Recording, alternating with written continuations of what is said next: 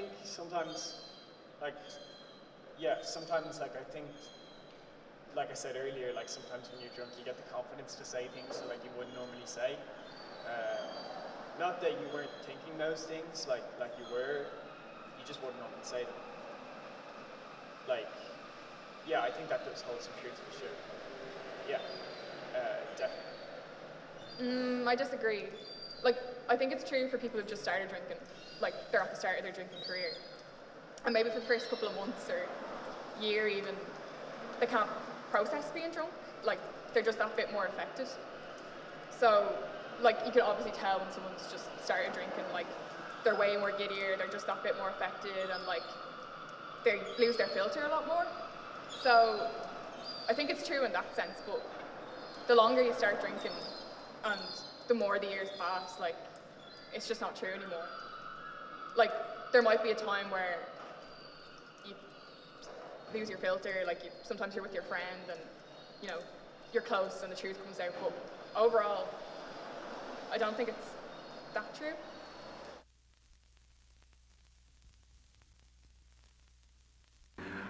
Yeah. It's more like you're being encouraged to drink more, to do more, to go, you know, talk to this girl. All right, then give me a shot. Nah, I don't think it helps with your self-confidence. For me, personally anyway, it doesn't help with my self-confidence. I mean, I do the same thing sober I do when I was drunk, you know? No, because I don't drink that much anyway. I don't think I have that much of a different attitude when I do drink.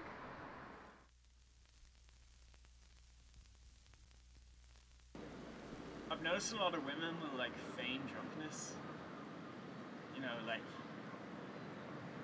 and you can tell by how quickly they, like, snap out of it. Like, you know, they'll be falling all over the place and they'll be saying silly things, and then, like, you know, it all becomes very practical almost. You know, I think there's a degree of falsification there, like, for women. You know, like, seeming drunk gives you the ability to seem cool and seem in with the crowd. And it excuses a lot of things. It excuses you to say things that you wouldn't normally say.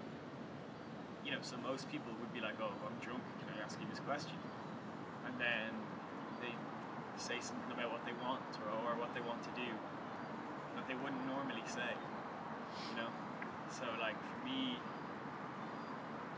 that can, you know, they use it as an excuse to say risky things and to test the waters, and for me that can be quite manipulative. But I have noticed that, like, being done, like, it allows you to maintain control over yourself, but seeming otherwise, so that, you know, if push comes to shove, you can snap out of it. But it's still very dishonest. I feel like when it comes to girls, when we drink, we just want to, like, sit around and gossip and all that. And with guys, I don't even know. Like, they just sit there and talking absolute shite, and then they start and try and, like, play fight. And it's just like, what are you even doing? Like, so I don't get that. And, like, when you're in a club and you're, like, drunk and stuff, like, you know, guys, they think they can just come up to you and they're like, oh, I can touch you. And it's just like, no. And, like, when you're, like, in a club and you're, like, drunkish and tipsy, and guys come up to you and they think that they can come up to you and they think that they can come up and start, like, touching you. Okay, I feel like, depending on who you are, we all have a good few main goals when we're going on a night out. So, whether that be having a good night out with your mates, or to get with someone, or to be seen, like, in terms of social media, like posting a photo of you online with the boys, or in a nice outfit. Now, well, depends, obviously, right? Obviously, everyone has their own individual attitudes towards alcohol, but if the girls are at the pub, they're there for the same reason as the fellas at the pub, and if the girls are at the nightclub drinking, they're there for the same reason as the fellas at the nightclub, right? They're there to, I don't know, have a good time. What do you think? No, I think both are clowns, to be honest. we all have our clown masks on. I think there's this idea that, from what I've seen, and maybe there's science or whatever, statistics, you know, that men can hold their drink more. I don't really see it. Because I know loads of men that can't hold their drink and act like clowns, and loads of girls that can, and vice versa, you know. So I don't think myself from what I've seen. But maybe there's some science behind it that could show differently, but I think as well, like, as a girl, like, if I drink beer, like, consciously, like if I was going on a date, I wouldn't drink beer because, you know, I'd be ashamed, like some guys would be like, oh, you drink beer, like, these guys are pricks, obviously. Can I say prick? Can I curse? Yeah. Like, from what I've seen, there's a lot of men that would shame women for drinking what they deem to be, like, a man's drink, you know?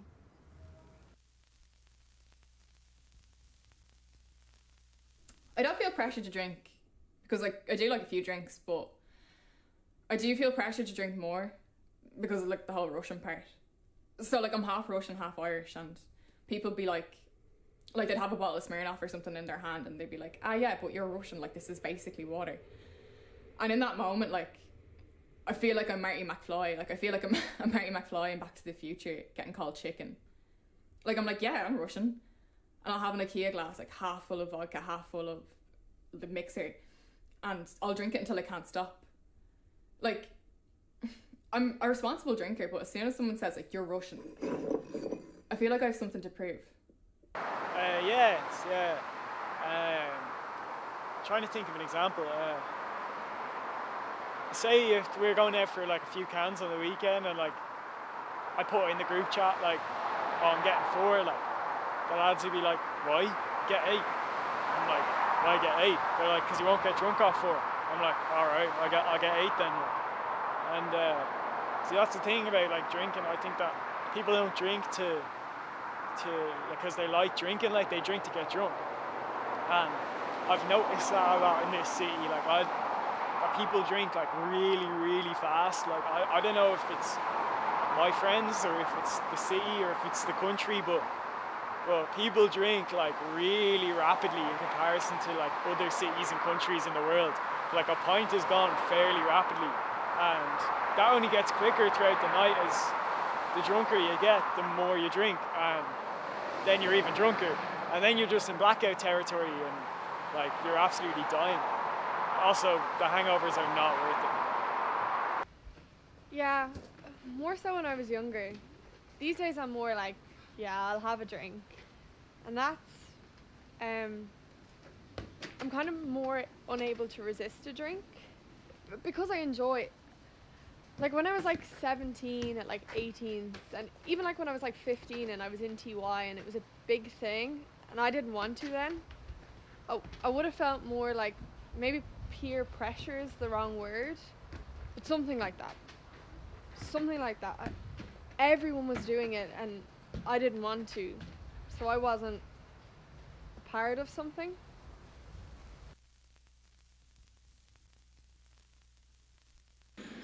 Oh, it used to be like this thing, like, when I was, like, you know, I used to hang out with the wrong crowd when I was very young, like 13. Everyone started drinking when they were, like, 12, 13 in first year, but I didn't do it until I was, like, 13, 14, which is still horrific, but I was like, oh, I'm so mature, like, I didn't do it until I was, like, 14, but yeah, they used to have these things called, like, a session, and, like, these would happen every weekend in our local park, and also behind Centra. So, like, where I live, there's, like, a Centra, and there's this, like, big field behind Centra, and then there's, like, a park across the road. So my first drink was behind Centra, just drinking, like, spirits all mixed together, and one of my first drinks was this, like, mint flavoured green spirit that you put in food. So, like, you're supposed to put it in food, but I just poured it into a bottle and mixed a bit of whiskey in with it so that my parents wouldn't notice. Yeah, I just used to mix, like, every spirit together from my parents' cupboard, like, and drink it straight, age 14. And I remember just, like, really needing to go to the toilet, like, So like I went into the supermarket like the most serious face possible, and then I remember seeing my dad's friend and I was like, hello. And I just like kept going. But yeah, like a lot of the things that happened there, like luckily didn't happen to me, but like a lot of the girls there were just like on the floor, KO'd, like in a bush, and doing things I know they wouldn't have done if they were sober. And we were so young, and it was just kind of scary. My dad loves drinking, which sounds weird, like, but he's not like an alcoholic or anything. Like, he just loves beer and wine and all that sort of stuff. He used to brew his own beer. He had no money, so couldn't afford to buy drinks, so he used to brew it with a bath. He'd invite like 60 people over, like they'd all drink his homemade beer, get pissed, like for free. That was like his shtick. When I was really, really young, he used to take me to these motorcycle rallies. Basically what it is you ride your motorbike and at night you go for pints. And I'd go down the pub with him, I'd have my Sidonas, and he'd let me try the beers. I was like 6 or 7 at the time, so, you know, like he'd let me taste all the different beers. But he used to just say to me, like, you know, if you're gonna drink, don't drink shit alcohol. Like, you know, have something nice that you can have 1 or 2 of. You know, just don't drink loads of shit beer. Like, you're not even gonna enjoy it, so what's the point?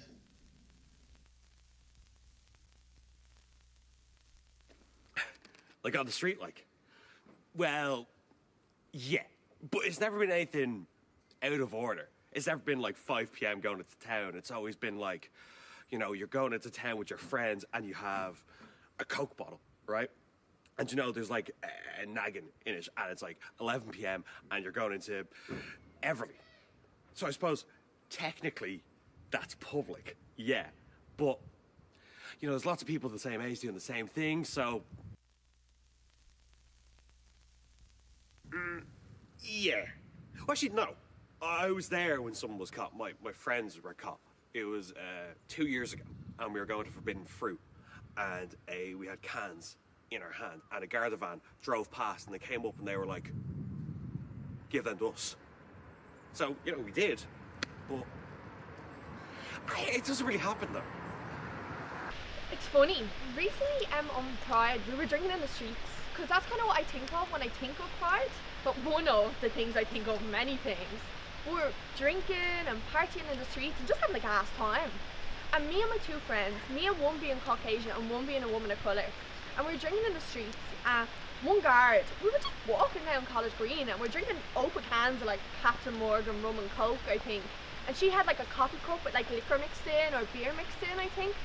And we're drinking in the streets, and the guards stopped us. And they said to her, my friend who was a woman of colour, they said to her like, what are you drinking? Like, what's in that coffee cup? And me and my other friend were standing there like 2 white girls standing there, literally open cans of like Captain Morgan's or some shit. And we're like, is he okay? He is literally looking right through us, looking directly at her, being like, what is in that? What is in that? And she was like, apple juice? And he was like, he let us go in the end. But it was a real moment of like, oh, the guards actually take your drink away. That's mad. And then the other layer there of this guard being a fucking racist. So that's interesting. I mean, not interesting, sad.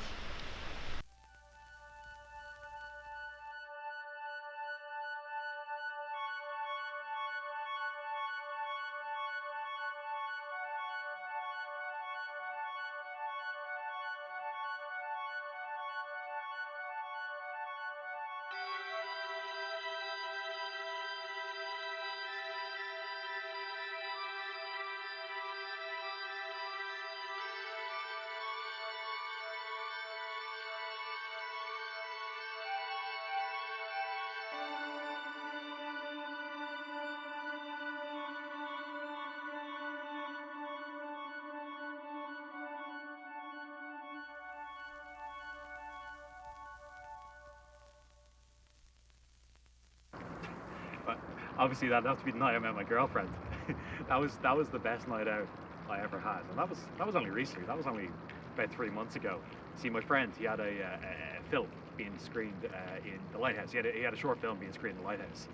Absolutely brilliant. So we went to that, and then we were like, all right, go grab a few pints in Doyle's, you know, get a burger on the way, lovely bit of dinner, a few pints, happy days. And I'd had my eye on this girl for a very, very long time, and you know, in Doyle's we got to chatting, and then you know we got to flirting, and got to dancing, and the great thing about that night, actually, if we're talking about alcohol consumption, is that you know I really held back on my alcohol consumption that night because you know I didn't want to get too drunk to make a move or you know say something silly, so I held back, and the laugh we had, you know, listening to the Smiths, and I can tell you loads of songs like the Smiths and the Talking Heads and you know Oasis, and it was just a lovely night.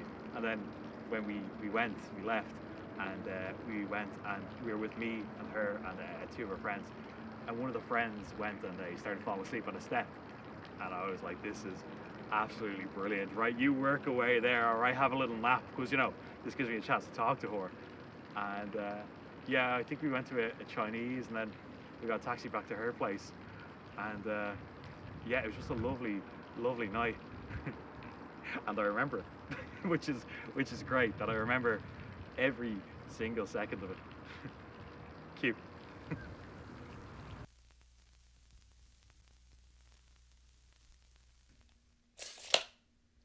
We compared dick sizes once. Not physically. We were just like, how big is it? And everyone had been drinking for so long that they were just cool with it. Like, you know, everyone was quite honest, and we just discussed, like, huh, that's quite good. I think it depends on the level of friendship. Like, with my close friends, not really. Like, we'd be talking about it anyways, but in general, I think people are more open when they're drinking. Like, just otherwise talking about stuff like sex and whatever. Like, I think people are far more open, but then they're like the next day, like, ha ha ha, like, did I say that? Crazy. Wild. Yeah, I remember this very vividly. This conversation I had with one of my best friends, Sean. And same as most of my friends now. We're in this band, so we really bond together over music. And so we went on a night out and came back and started talking about Frank Ocean. Like amazing. And me and Sean are really big Frank Ocean fans. So like, I was saying to Sean, like, this is something I've become more open with, and I've become more open with talking about, like, you know, because of Frank Ocean, just, you know, diving deep into the lyrics and I'm thinking about them and thinking about how they make me feel. I was saying to Sean that, like, I have times when I'm listening to Frank Ocean and I'm like, oh shit, like, am I like super gay or like at least bi or something? And he's like, man, I had that same thought. And you know, I don't know if I zoned out for like 15 minutes. I was convinced that he like told me he was gay. So I was just like, man, just stop there for a minute. You just come out to me. He's like, no, where'd you get that from? but yeah, we had that big conversation about it. And you know, I think sexuality is like a really big thing that comes out of me when might have alcohol.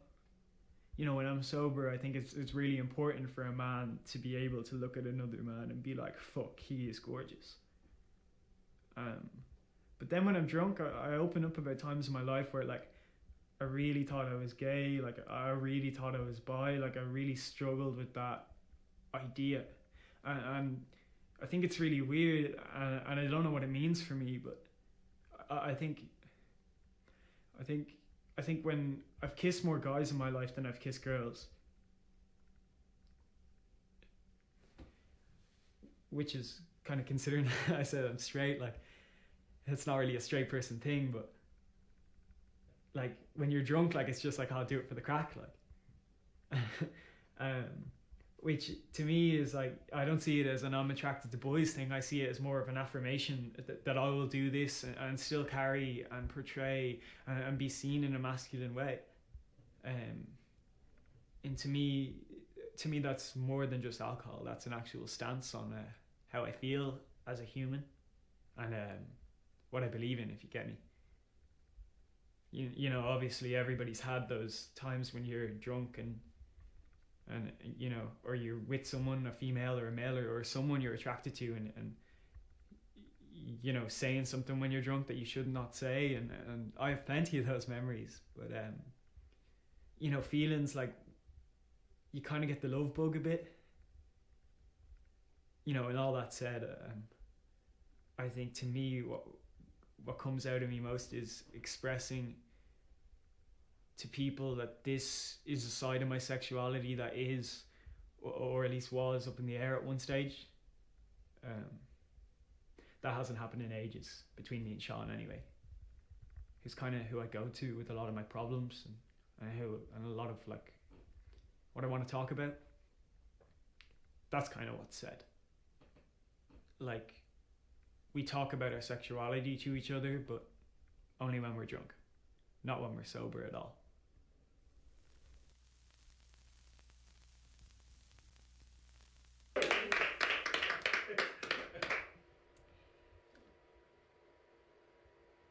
The worst night out I had was, I went to Coppers and I met one of my friends from home there.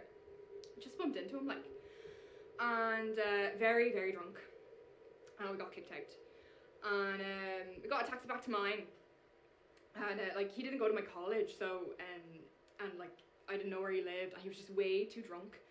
So I was like, yeah, you know, we just crash at mine, like, it's fine. And like, he said he had money for a taxi, and he didn't. So he just like handed me some coins, and I had this like massive fight with the taxi driver, and I was like I'm sorry, and he was like, go to the ATM, and I was like, Spar is closed, I don't know what you want from me. So anyway, we get back to mine, and he just passes out immediately on the bed, and I bought him like water and stuff, and I just lay down in the bed beside him, and like I had a great laugh with my housemates about it, like look at the state of him there, passed out in the bed, like this is really funny. And like thinking this was like the peak of the night. So at like 4:30 in the morning, I'm lying in bed and I hear him get up, and I'm just lying there, and all of a sudden I just hear this like gush of piss on my radiator. And I'm like, oh dear Lord, like, oh no. And then there's just this like pause, and I was like, did you just piss in my radiator? And he was just like, yeah. And so he leaves the room, and I'm like, right, okay, I'll just turn on the light, I'll look at the damage, and to be fair, there wasn't much damage to be seen. But then, on the carpet, there was just this plop, yeah, of poop. Oh. And I was like, right, oof, like, surely we can laugh this off, this is fine.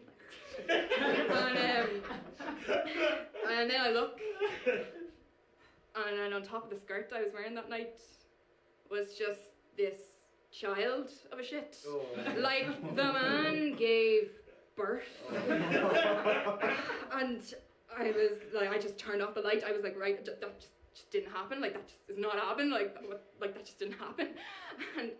And I hear him come back into the room and just like scrub the carpet. And I was like, I have no idea how you can think I'm like still asleep.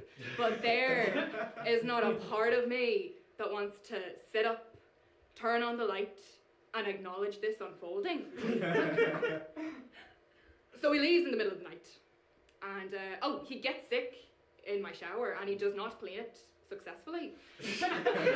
So I have to clean shit out of my on-campus bedroom with my newly met housemates. So like, I didn't even really know that well, and get campus services to replace 4 squares of carpet. So that wasn't an ideal night. And you know, I was so new to the city as well that I was just like, you know what? Maybe this just isn't for me. Well, okay, so Alana had been at me basically Alana had been at me since the start of college there. College, the start of it was a bit of a rough time for me. It was just a bit turbulent, chaotic. So, you know, she'd been at me the whole time, you know, we have to go on a night out, right? Let's go on a night out. Let's go for a bop, whatever. So eventually I'm like, first So I'm like, where are we gonna go? And she's like, well, I know the guy who promotes for Tramline, so we'll go on a night out to Tramline because he can get us in for free. And I'm like, yeah, cool, right? We'll go to Tramline, but I won't be able to afford a taxi home. And she's like, that's fine. You can stay in my house. And I'm like, right, I'll sleep on the couch then. The couch. And she's like, yeah, that's fine. So I was there and I was a bit, fuck's sake. So anyway, we go on this night out, and I really, really didn't want to go.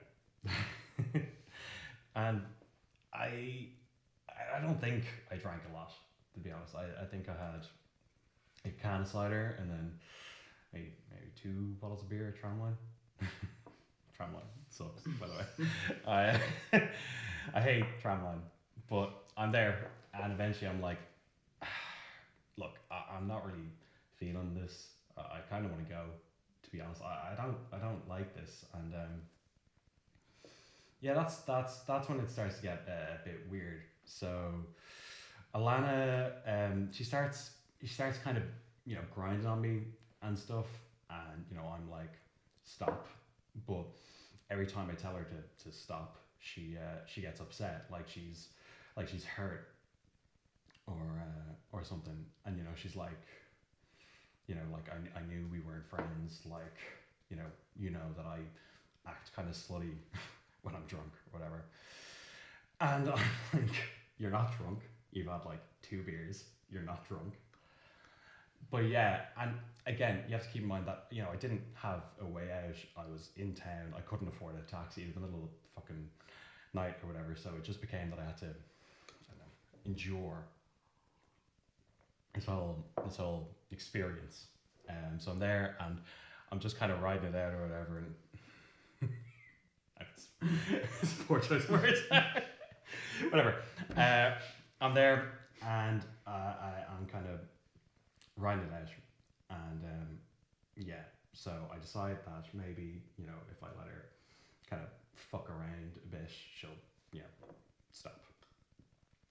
So I do, but then she tried to kiss me, whatever, and like for me, like that was the line. So I told her to stop, and she got like really upset, despite the fact that she's like kissing and grinding on me, and I told her not to, but anyway. Eventually we leave because she throws another fucking tantrum about how I won't, kiss her or whatever. And I know I'm feeling really guilty, and I'm there and I'm like, look, I'm sorry, I don't want to do that. You want to stay, we can stay. And she's like, no, we'll go. So then she angrily fucking gets into this taxi with me, and she's crying the whole time in the taxi.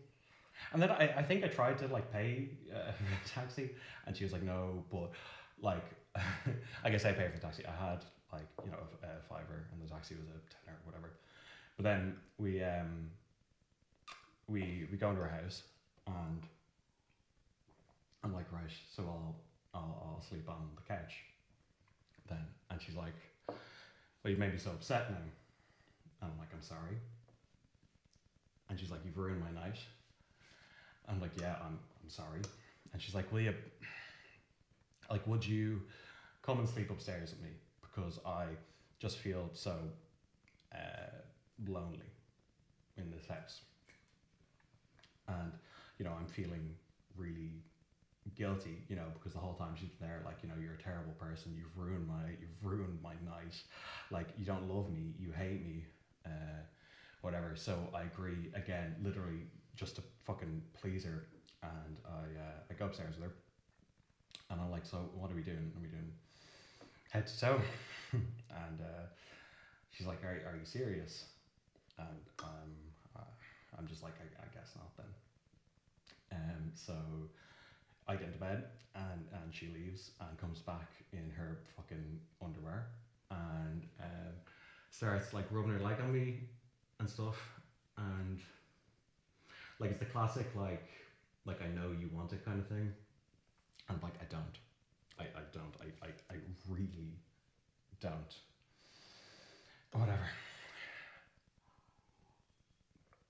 So yeah, I basically decide eventually that maybe if I kiss her a bit, she'll just fuck off. So I do, and it just kind of spirals into this entire like basically didn't end up having sex. Fucking Christ.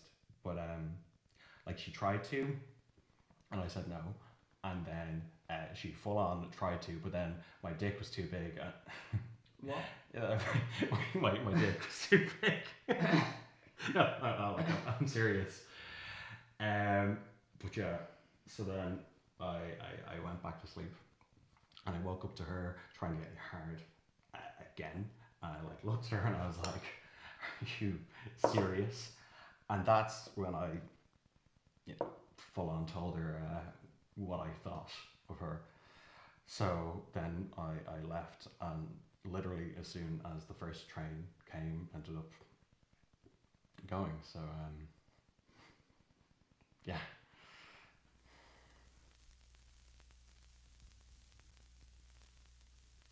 Yeah, probably more times than sober. Social lubricants. Weird choice of words in that context, but yeah, you just you just wake up in the morning and you're like, oops. No, I mean I had like with my boyfriend when I was tipsy, but I think that's about it.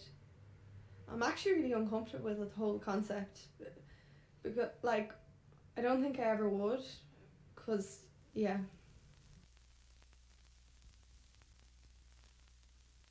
No. Yes. Both. Yeah, it was kind of a relationship, like we were seeing each other, if that makes sense. Yeah.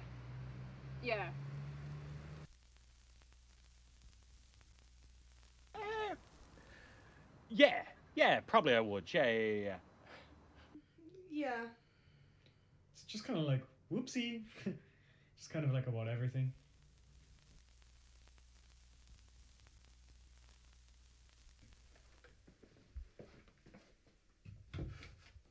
If they're both drunk, then I guess it's the same as two sober people consenting, because, I mean, you're both in a situation where you can't really. Okay, I guess it's not the same as two sober people consenting, but it's a bit of an odd situation, really. I'm trying to choose my words carefully here. Sorry.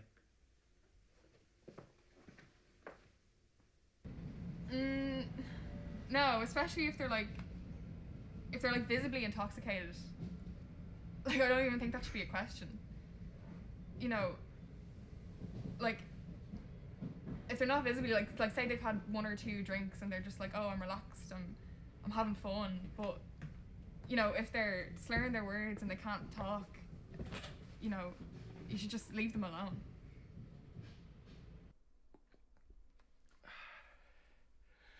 I would say yes is too broad. Obviously, it's quite conditional. Like if someone says, "Oh yeah, let's have sex," and then they pass out, like obviously you're not in a position to. But if someone's like, "Oh yeah, let's go back to my place," and then the situation escalates, like you should know. Like obviously you should know, but I mean it's just common sense, isn't it?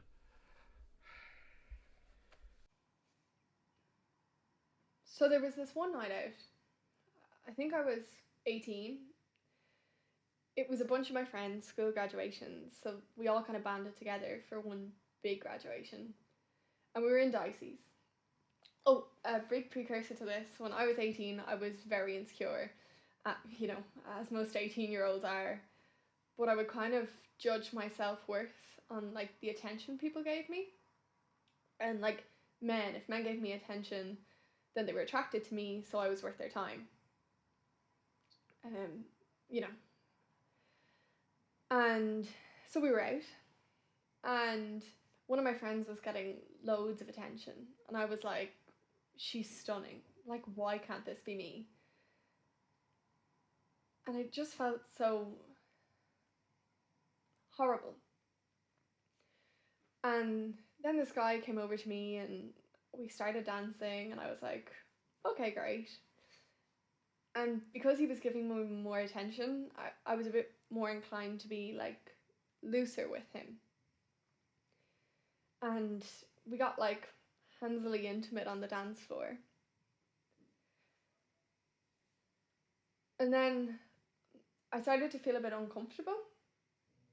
So I was like, okay, I'm going to go find my friends. I'll see you in a bit. And he didn't really get the hint. He started to follow me. And I was like, no, it's okay. And he was like, no, I'll come find your friends with you. And I was like, no, like, I'm okay. Like, you stay here and I'll go find them by myself. And he didn't really get that message. And so I go try and find my friends, try to call them. And like, because I was very uncomfortable at the start of the night, and my friend was getting loads of attention, I felt really uncomfortable, and I drank more. And so at this point I was in quite a loose state, like everything was quite hazy. I just was quite drunk. And the guy's still following me. And I go downstairs to the bottom of Dicey's, and he pushes me into the disabled toilet and locks the door. And like, it's quite a graphic word that I have quite a hard time saying, but I was raped in that toilet. And because I was quite drunk, I didn't really say no, but I didn't say yes either. And in my head I was like screaming, like, do something, like push him away, like do something. But I was just too much of a limp body to do anything. And afterwards, he asked for my name and he left. And I just sat there. And because I've never ever had a blackout when I was drunk, I remember everything. And I went to find my friends, and I didn't even realise I was crying. And my friend was like, are you okay? And I was like, yeah, I just hooked up with this guy. And she was like, did you want to? And I was like, no, but it's alright, like, it's okay. And she was like, you were raped? And I was like, no, it's fine. He didn't know, like, it's fine. And she was like, no, but like, you're crying, like, you clearly did not want to. And I was like, no, he didn't know, like, it's not his fault. And I wanted to go. So we left, and he called me. He was like, he didn't even remember my name, and we'd only been apart for like 5 minutes. And I just felt like such shit.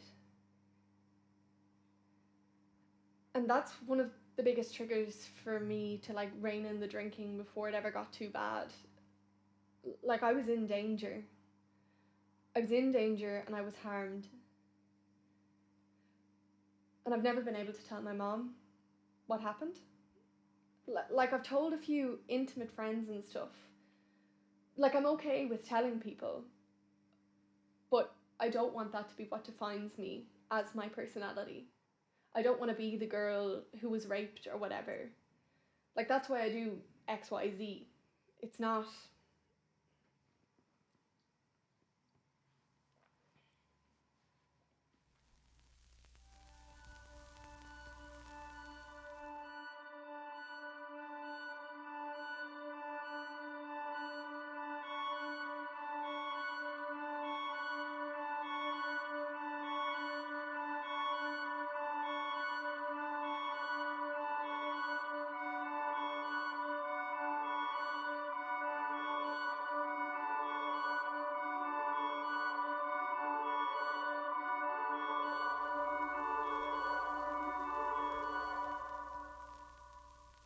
Like, geez, obviously today coming here, I knew, that'd be talked about.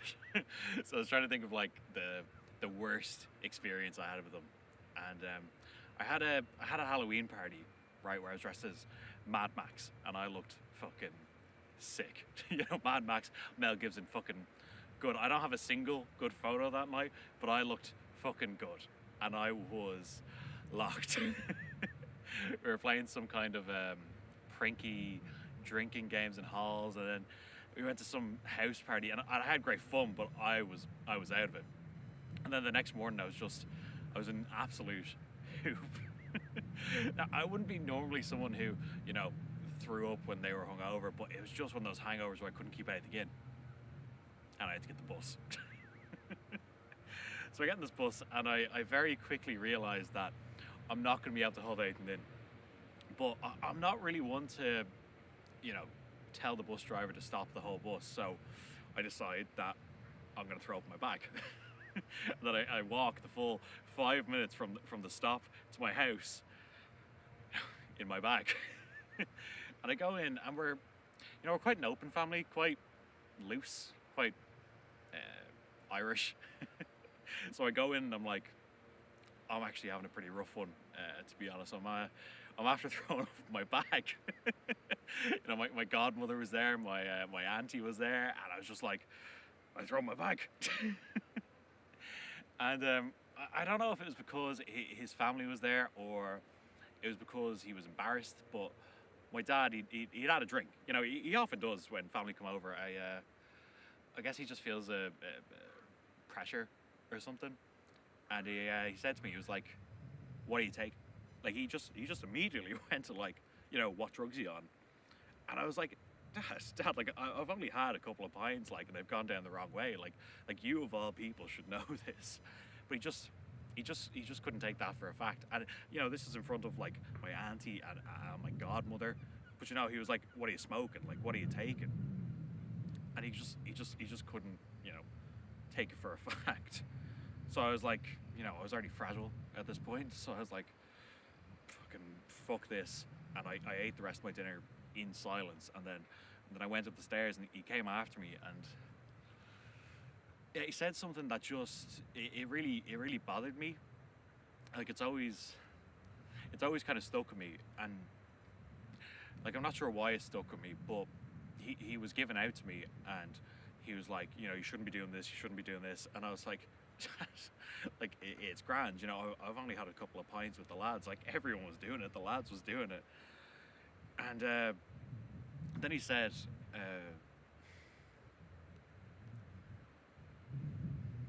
like, you're supposed to be the good son. And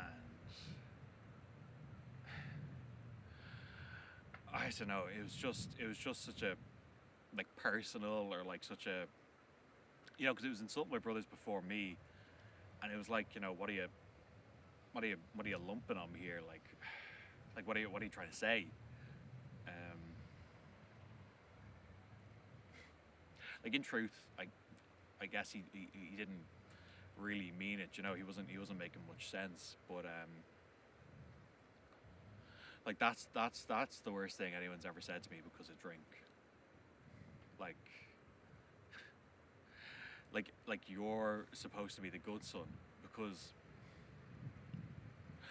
it was saying that I was like a failure or something, or that I wasn't, you know, the good son. But then the fact that, like, he was, like, ranking us, and I was, like, chosen, you know, like you're supposed to be the good son, like, your brothers are shit, but you're the good son. I didn't like that. I hated that. I haven't told many people that. So, yeah.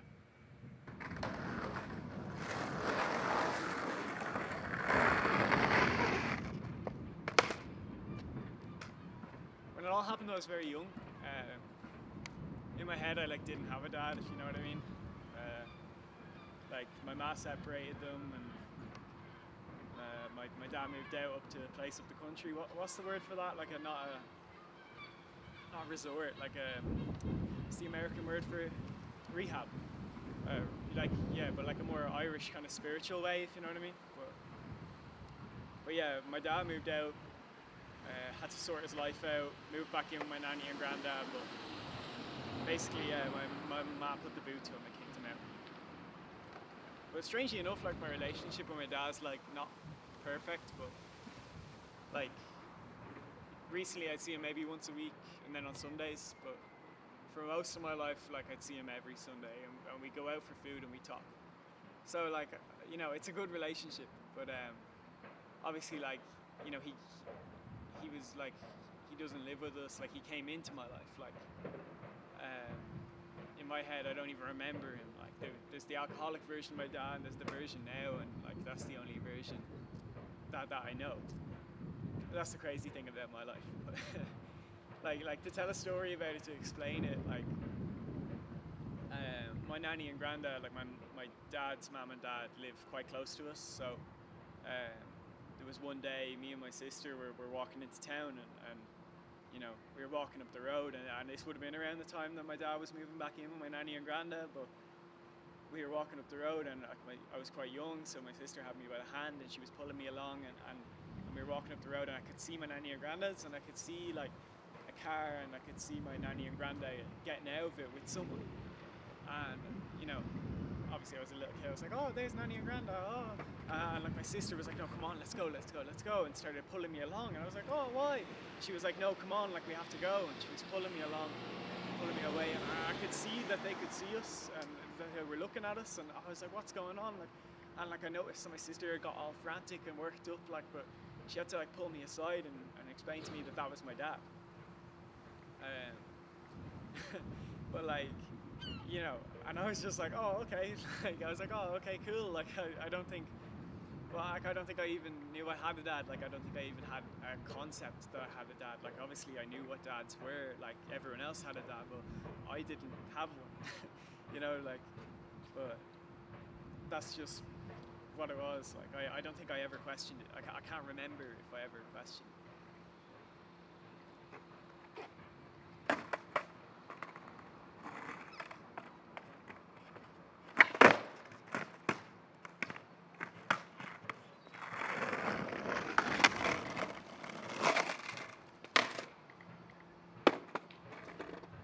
Life's so much different now. Obviously, like we're all a bit older, and obviously, like the relationship between my mum and dad was obviously a lot rawer back then, because well, but you know they're good friends now, and they're back to being good friends because they were good friends before, and you know it's so weird to me. Like sometimes we'll be in the car, we'll be in the back of the car on the way to go get food, and my mum will come along. And they'll be laughing away in the car, and I'll just be there like, what's going on? Like, you know, because my ma didn't talk to my dad. You know, my ma does say to me sometimes, like, you know, you don't understand, but me and your dad were so tight, like. And, you know, that's funny to me, but, you know, I remember when I was really young, like, there's a funny story my mom told me recently, and she said, like, you know, I don't even remember asking for it, but apparently for one of my birthdays when I was really young, she asked me what I wanted for my birthday, and I was like, you know, can we go out for a meal? Can Dad come? Me, you, and Dad. And she did not want to go, and I remember, like, it was one of them things, like, I don't remember asking for it, but I remember the meal, and, you know, I just remember sitting there, and, like, it was the first time I'd ever seen them talk, and just sitting there, like, oh, they're talking, like, oh my God.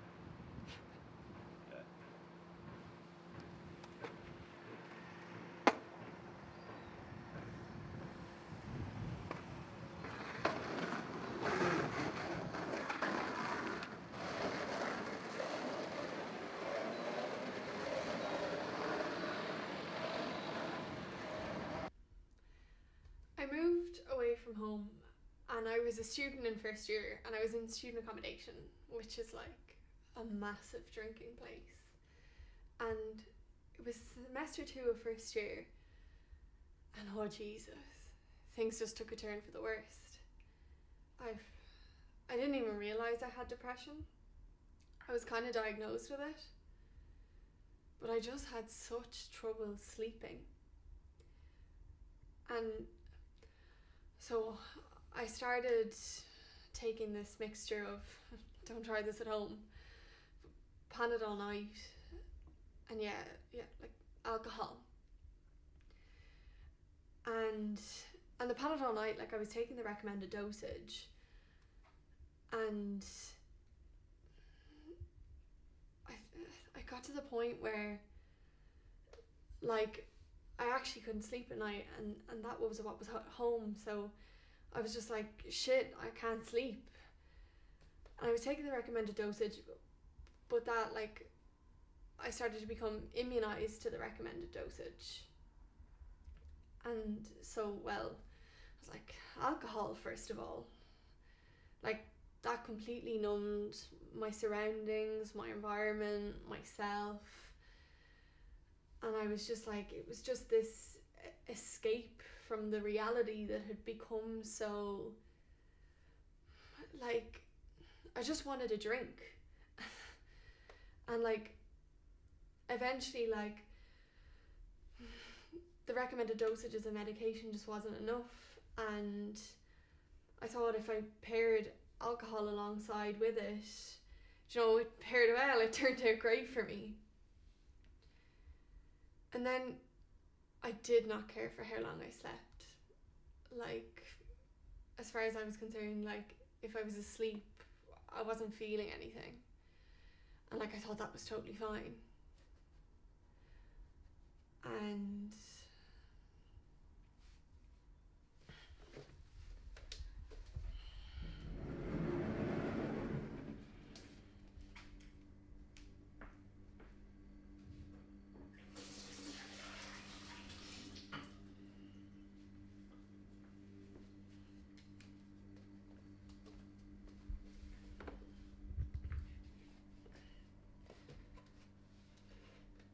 And then, like, actually, I'm such a terrible person, but then I actually used to get people to drink with me. Like, I knew that drinking alone was a problem, so I thought that if I could get someone to drink with me, then it was all right, like. So I invited my friend over who just lived in a house across the way, and we were drinking, and then I don't even remember. I just know I took loads of the Panadol night, and then I woke up the next morning, and I just knew that when I woke up like that, like, chaos had ensued. And I looked at my phone, and it was literally full of messages being like, are you okay? Actually, I walked out into my living room, and my friend was asleep on the couch when he could have just went across the way.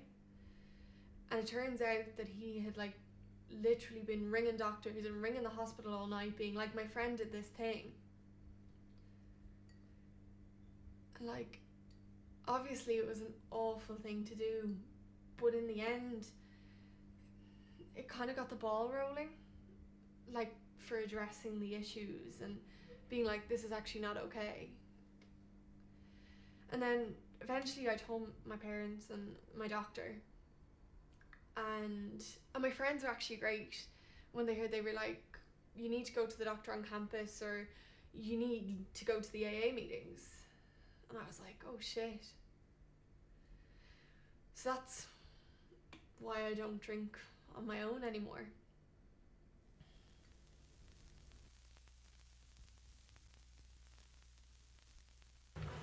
I think you can. I believe it's very hard in Ireland to do that. Depends on the person. I personally can't. I can't stand being around drunk people when I'm not, you know, drinking myself. It's just not pleasant. Like, it's just so annoying. I get so annoyed because drunk people are so annoying. Oh my god, he's unbelievable. Yes, it's harder when someone's like slobbering all over your shoulder. You just push them away. But, you know, you don't have that excuse to act out, because for some people that is the excuse. So it's just harder, and it's a lot of effort, and it's whether or not you're willing to put in that effort.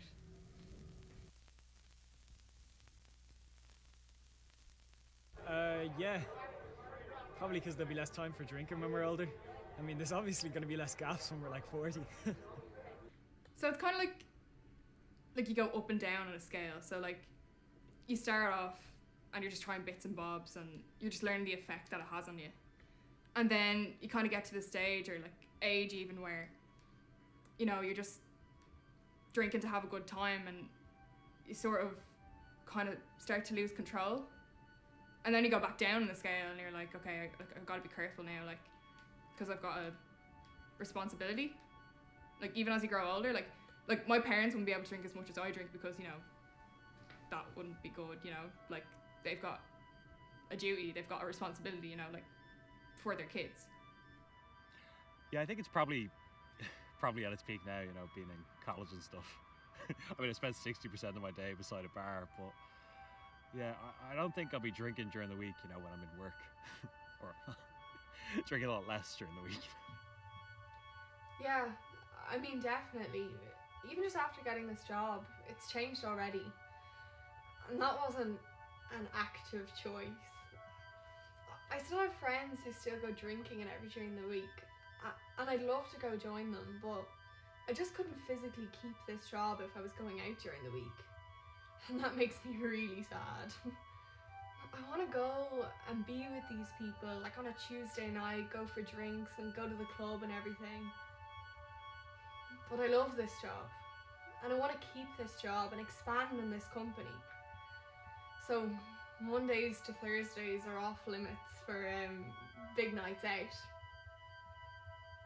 So yeah, it definitely lowers the kind of like range you have for going out and for social kind of. Yeah.